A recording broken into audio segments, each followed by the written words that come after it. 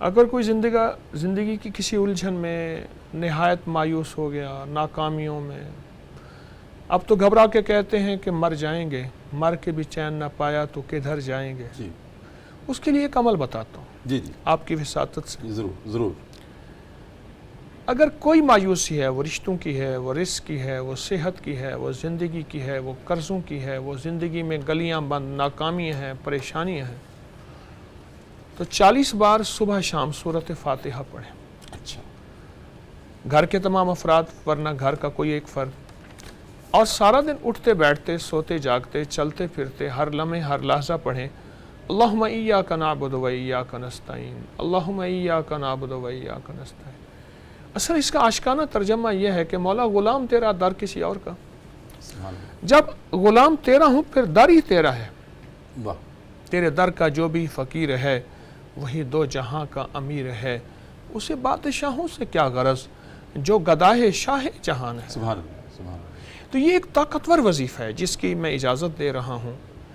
اول آخر 3 بار درود پاک، سورۃ فاتحہ، صبح شام، اور سارا دن اللہم ایاک نعبد و ایاک نستعین، اپنے مقصد، اپنی مشکل، اپنی پریشانی، الجھن کا تصور کرتے ہوئے۔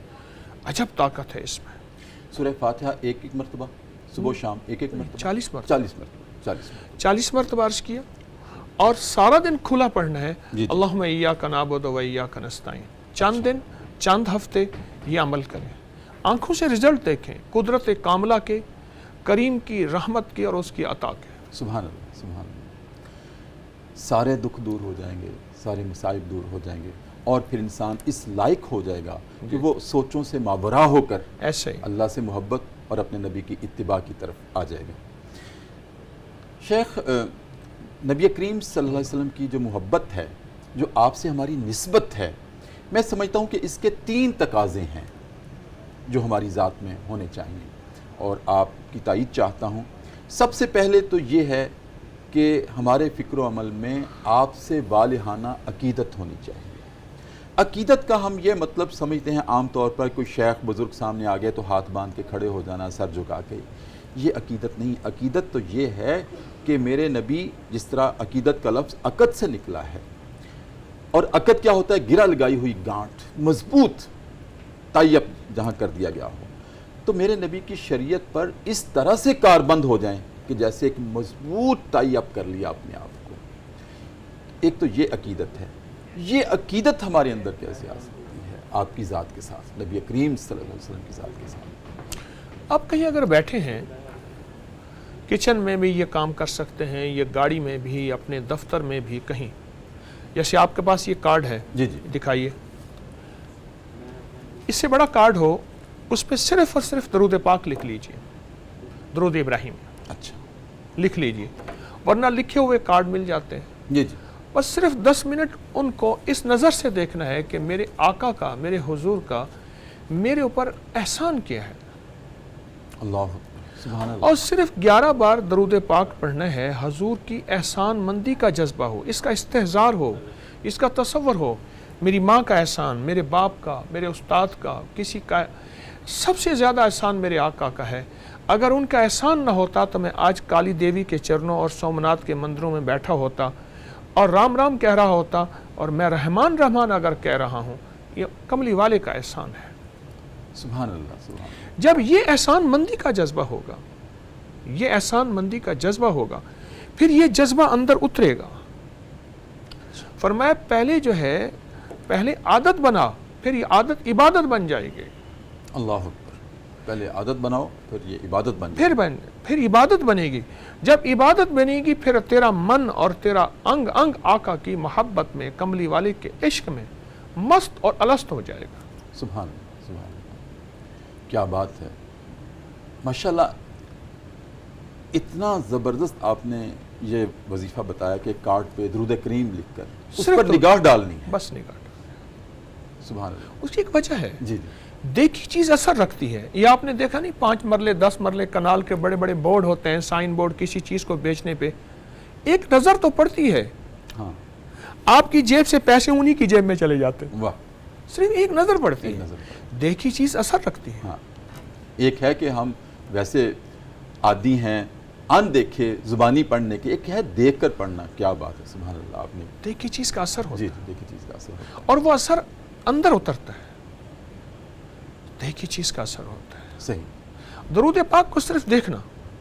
آپ نے ایک چیز دیکھی ہوگی، میرا اکثر تجربہ ہے، سڑکوں پہ لکھا ہوا ہے کیا آج آپ نے درود پاک پڑھا، میں بے سخت درود پاک پڑھ جاتا ہوں. جی اس کا اثر میرے اوپر ہوا اور میری منہ سے زبان سے درود پاک نکلنا شروع. جی آپ خوش ہوں گے. ابھی ہم وقفہ لیں گے تو ہمارے پروگرام کا ایک فارمیٹ پہلے دن سے آج تک ایسے ہے کہ آپ نے کبھی کسی ٹیلی ویژن پہ ایسے نہیں دیکھا ہوگا. یہ بھی ہمارا الحمدللہ بڑی عزت و انکساری کے ساتھ سپاس گزار ہو کر دعویٰ ہے کہ جب بھی ہم وقفہ لیتے ہیں تو میں عرض کرتا ہوں کہ ہم وقفے میں چلتے ہیں دربار رسالت میں اور اپنے نبی کریم صلی اللہ علیہ وسلم کی ذات اقدس پر ایک مرتبہ درود کریم کا نذرانہ پیش کرتے ہیں، واپس آتے ہیں. تو میری اس درخواست پر نہ جانے کتنے لوگ درود کریم پڑھ لیتے ہیں، بے شک ایسے. اور یہ بھی اس پروگرام کا خاصہ ہے. ہم آگے بڑھتے ہیں کہ اللہ رب العزت نے جب یہ کسوٹی دے دی، یہ معیار دے دیا ہمیں کہ مجھ سے محبت کا دعویٰ اس وقت سچ ثابت ہوگا جب میرے نبی کی اتباع ہوگی.